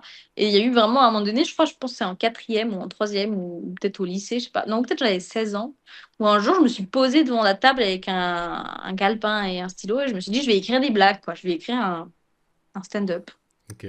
C'est jamais venu parce Ah, que, j'allais dire c'est ben, enfin, maintenant.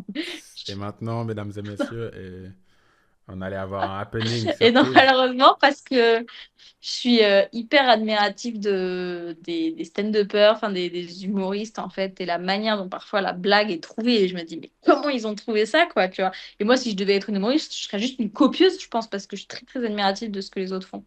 Mais je pense pas que je serais très, très, très, très douée. Enfin, en tout cas, voilà, je sais faire rire mes amis, je sais faire rire ma famille, et peut-être aussi la manière dont je raconte les choses. Je sais que j'ai un visage aussi qui est très expressif. Donc, les gens aussi s'accrochent, on va dire, à ça. Mais, euh, mais donc, ouais, non, ça n'a jamais pris, quoi. Et je n'ai pas fait de pestacle. En fait, j'étais une enfant très timide.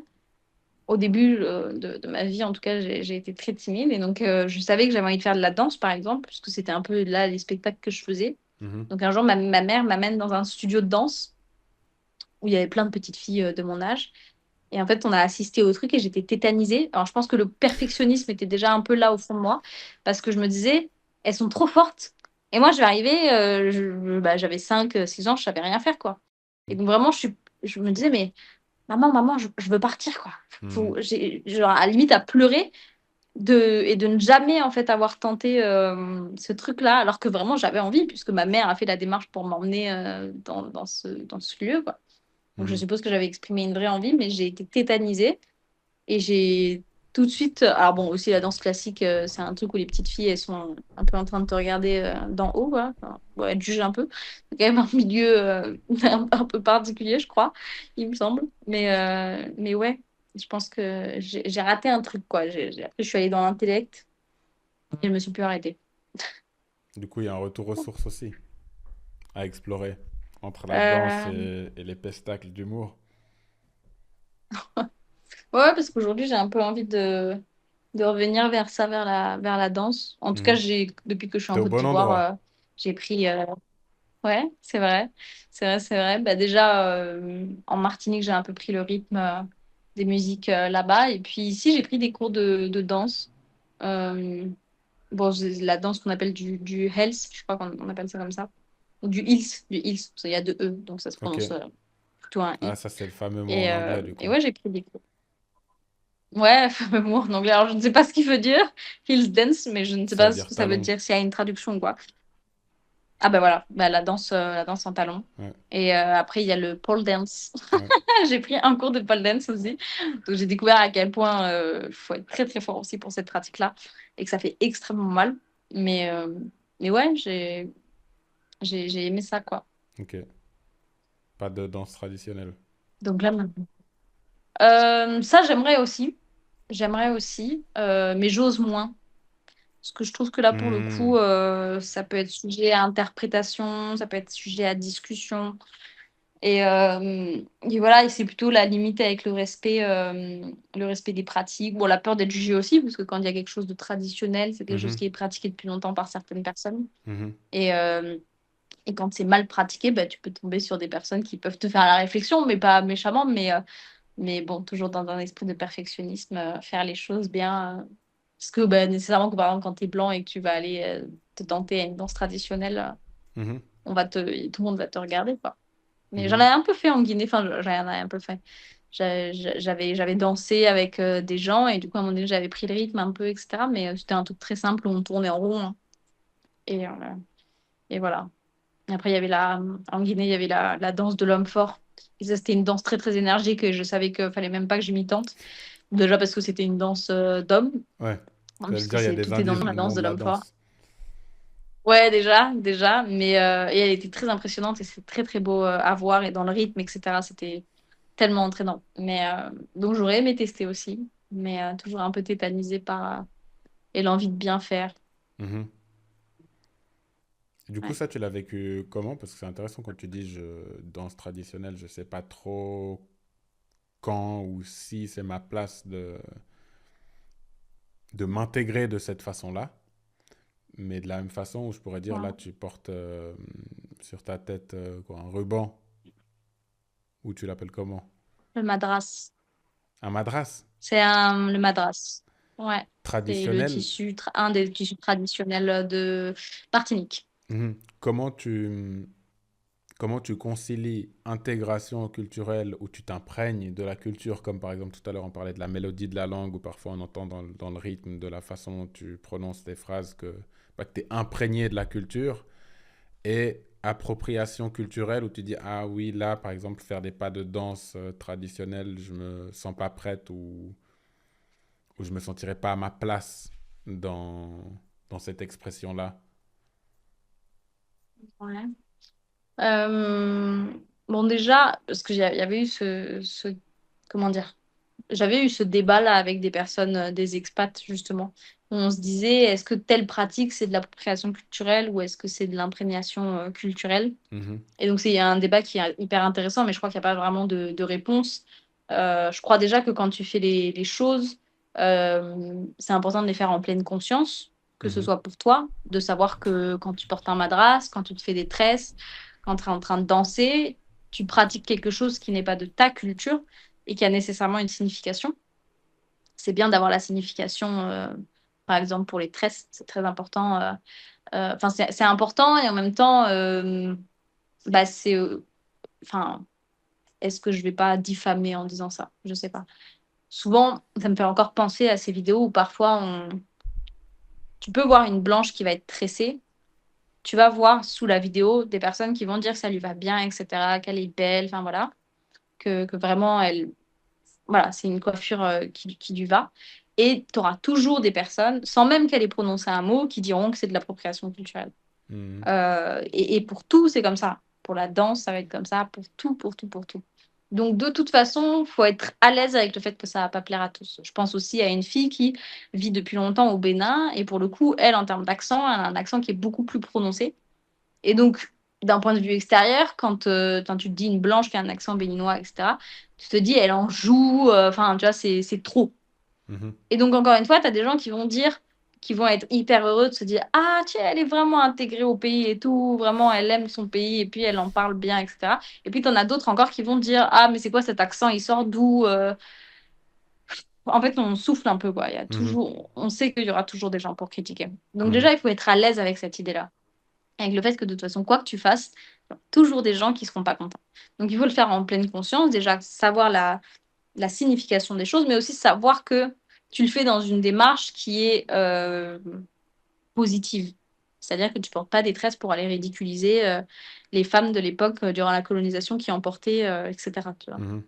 Parce que moi, ce que je reproche par contre à ces personnes-là qui viennent un petit peu jeter la pierre, etc., c'est de pas, c'est justement de jeter la pierre et de ne pas aller chercher le dialogue pour essayer de savoir pourquoi cette personne porte des tresses. Est-ce qu'elle connaît la signification? Si elle connaît pas la signification, à lui apprendre. En sachant quand même qu'il y a des personnes, je pense, des filles qui portent des tresses qui sont africaines et qui ne savent pas non plus la signification. Hein. C'est-à-dire, c'est pas un truc, faut faire des recherches un peu sur Internet, etc. Donc, on tire un peu sur les blancs et je comprends aussi hein, que parfois on s'offuse parce qu'il y a aussi des gens qui ont la mauvaise démarche. Après, être à l'aise avec certaines pratiques et l'être moins avec d'autres, comme tu disais par exemple pour la danse, se dire qu'on est plus dans de l'appropriation. Bon, je pense que ce qui prend le dessus, c'est de vraiment pas être à l'aise avec le fait de danser en public, en Mhm, fait. Parce qu'encore une fois, si tu le fais dans le cadre d'une fête, si tu te fais initier par des gens qui assistent à la cérémonie, si c'est dans le cadre, par exemple, d'une cérémonie, nécessairement que ce sera bien pris. En fait, les gens, d'ailleurs, très souvent prennent bien les choses et sont contents de voir que tu t'intègres. En mhm, tout cas, dans un pays aussi hospitalier que la Côte d'Ivoire, les gens sont heureux et c'est plus souvent sur les réseaux sociaux que on va voir les aigris dont je parle, qui vont s'offusquer pour tout, quoi. Je dis pas pour rien, mais en tout cas pour tout. Et donc, ouais, c'est plus ça. Mais pour moi, rien n'est appropriation et rien n'est intégration.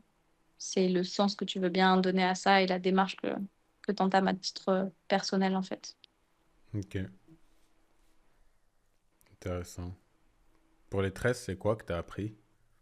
Parce que moi, de ce que j'ai lu, les En fait, recherches que j'avais faites, c'était que c'était parfois, bah, pendant la colonisation, que c'était une façon de communiquer des messages ou des chemins pour s'enfuir ou organiser c'est ça. une révolte, C'est une ce que j'avais vu révolution. aussi. Ok.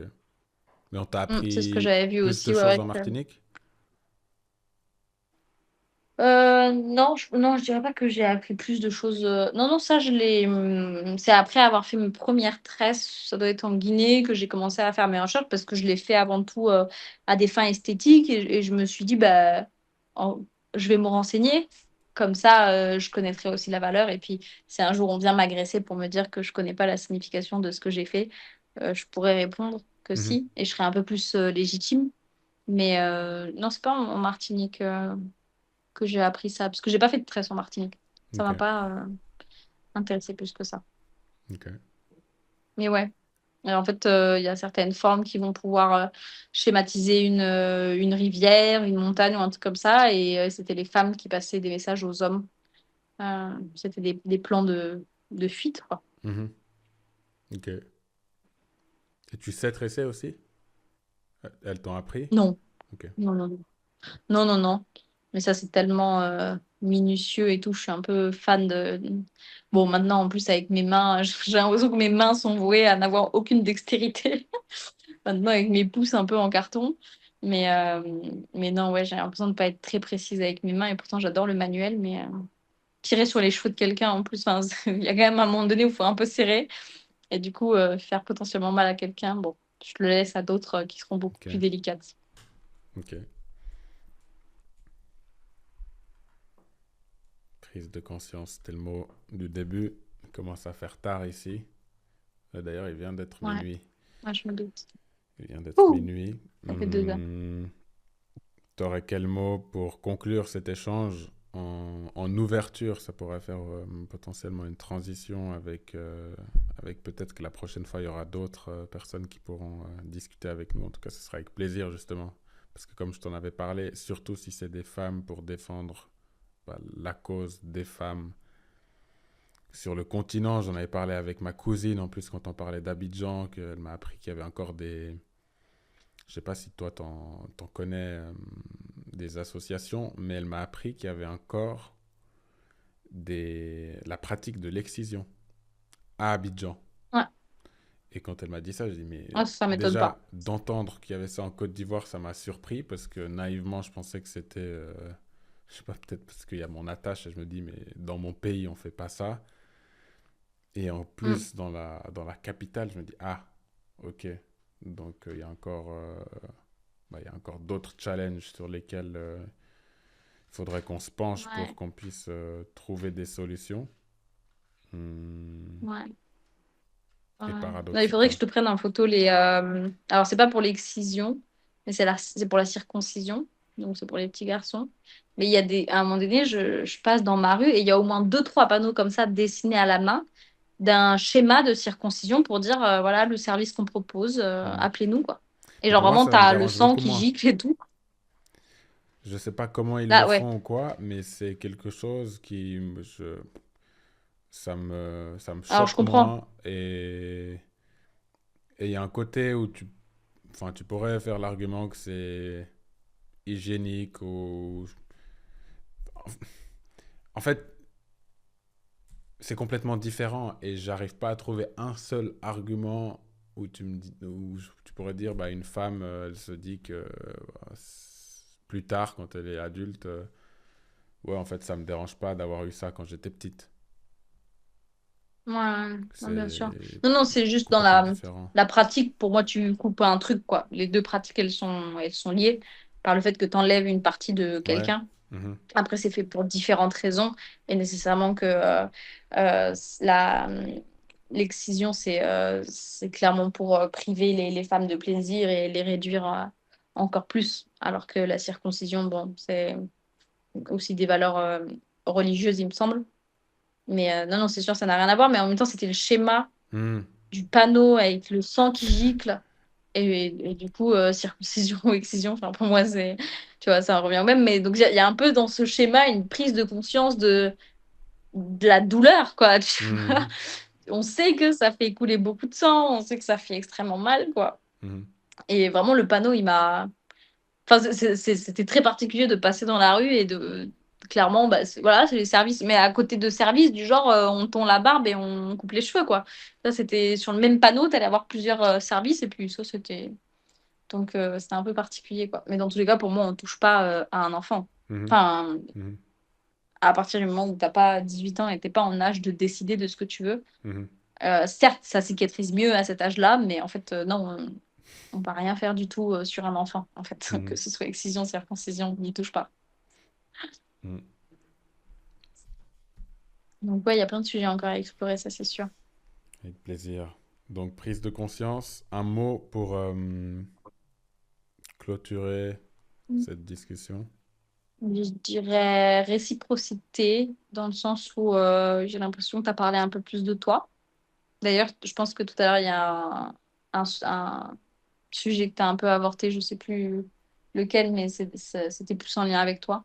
Et du coup, j'ai l'impression quand même qu'il y a eu un peu plus de prise de parole de ta part pour parler de toi et de ton histoire. Du Je crois coup, que je suis contente parce que je j'ai pas parlais de été mon toute seule à papa parler. par rapport à mon retour aux sources.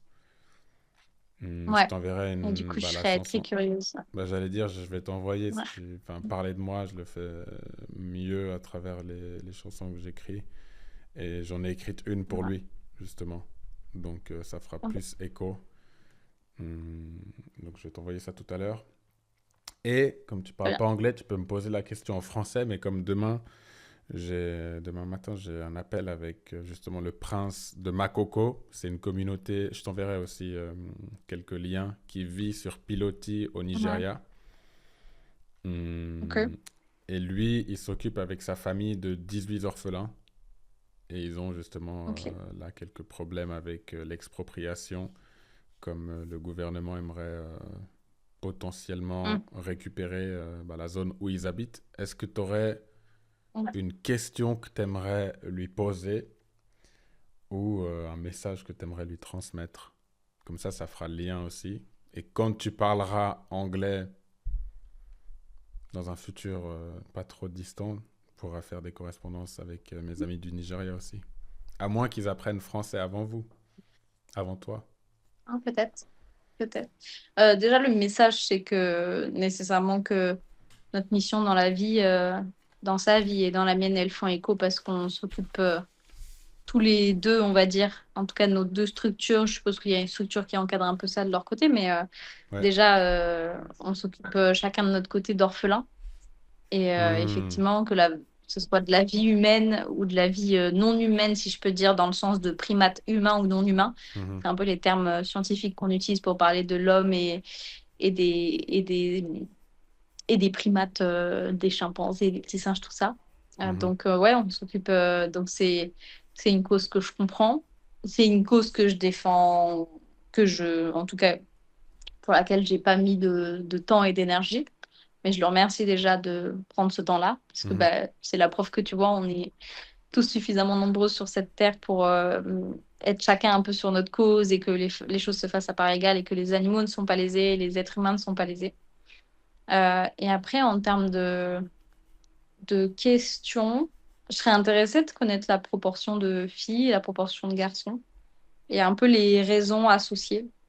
Est-ce qu'il y a des abandons parce que, par exemple, trop d'enfants et du coup, en fait, le dernier, c'est une fille, ça n'a aucun intérêt pour Mhm. l'héritage, donc ça dégage, quoi. Ça, ce serait hyper Mhm. intéressant de connaître un peu ces stats-là. J'ai demandé, il me semble... Enfin, en fait, quand je te dis orphelin, c'est qu'ils ont plus de parents. C'est pas des abandons Ouais, où les ok, enfants ok, ok. Tant mieux. n'étaient pas Enfin, tant désirés. mieux, non. Oui, Mais, ok. enfin, moins pire que je voulais pas de toi parce que t'étais une fille. C'est juste... Ouais, ok. non, mais ça, c'est horrible. Fille-garçon, le ratio. Et le mot que j'ai noté, Alors, du du coup, coup, à c'est ce écho. moment-là, Parce que ça fait écho avec ce que tu fais. ouais. Voilà. T'allais dire? Et du coup, ouais, alors si on doit modifier la question d'une certaine manière, mais c'est un peu comment le vivent ces enfants. Et du coup, je suppose que Mhm. ça dépend aussi de l'âge, mais de savoir justement en fonction de l'âge, est-ce que, par exemple, quand tu rentres dans la crise d'adolescence, Mhm. enfin à l'adolescence, tu es un peu dans la révolte et du coup, tu vois pas, t'es pas aussi reconnaissant qu'à un autre moment de ta vie pour Mhm. ce que ces personnes-là, entre guillemets, tes parents adoptifs ont fait. Mhm. Et est-ce qu'il y a ces différences-là et du coup, est-ce que les enfants entre eux aussi ont peut-être des différences entre eux et dans l'entente? Parce que peut-être que certains voient le truc comme mode je suis hyper reconnaissant, on m'a sauvé la vie. Et d'un autre côté, il y en a qui sont hyper en colère contre la vie de manière générale parce que leurs parents sont morts et que voilà, le monde, Mhm, c'est la fin de leur monde, quoi. mhm. C'est un peu ça ma question. Comment le vivent les enfants entre l'enfance et l'adolescence? Je vais le reformuler. Il faudrait vraiment que tu apprennes à parler anglais parce que c'est des bonnes questions, donc ça ferait des bons échanges. Euh, je mets Je ça vais là. écouter un peu vos échanges s'il y a Ouais, des sous-titres. ça roule. Merci beaucoup pour ta contribution à l'échange suivant et à l'humanité. De nouveau, Ouais, salutations aux équipes que j'ai hâte de ouais, rencontrer ouais. et j'espère à très vite. Tu me donneras, ben, on échange par message, je vais t'envoyer la chanson et je veux bien que tu m'envoies les Instagram ou les contacts des associations dont tu m'as parlé. Ok, Ce sera ok, avec ok. Pas plaisir. de souci. Très bien, pas de souci. Du coup, c'était la Bah, spéciale je vais à te souhaiter Katia. une bonne nuit. Ouais, trop drôle. C'est vrai que ça fait un peu une armoirie, quoi. Ouais, il y a quelque C'est vrai chose. qu'on pourrait graver ça sur le bois. Il y a quelque chose. Je mettrai ça dans ma Oui, valise. très bien, très Au bien, très bien. plaisir. Trop top. Ok, bah à Merci très beaucoup. bientôt alors. Bonne soirée et à bientôt. Bonne soirée, Bye. bonne nuit. Pareillement, bye.